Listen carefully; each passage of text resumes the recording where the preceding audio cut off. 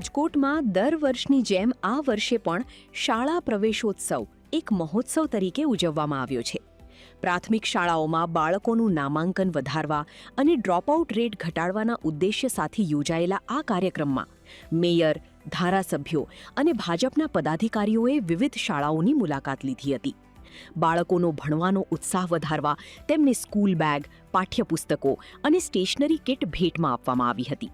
આ ઉપરાંત શાળામાં શ્રેષ્ઠ દેખાવ કરનાર તેજસ્વી વિદ્યાર્થીઓનું પણ સન્માન કરવામાં આવ્યું હતું. આ કાર્યક્રમ દ્વારા શિક્ષણના મહત્વને પ્રોત્સાહન આપવામાં આવ્યું છે.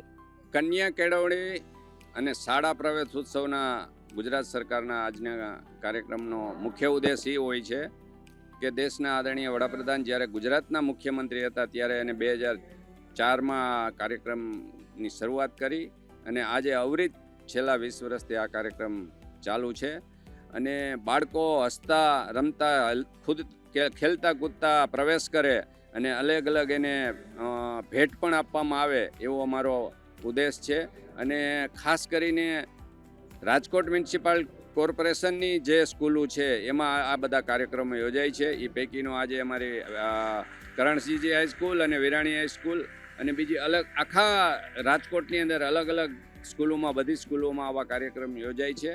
અને આ કાર્યક્રમ થકી વિદ્યાર્થીઓને પ્રવેશ કરવા, એના વાલીઓનો સંપર્ક કરવો અને વિદ્યાર્થી સારી રીતે ભણે એના માટેના પ્રયત્ન કરવાનો અમારો ઉદ્દેશ છે.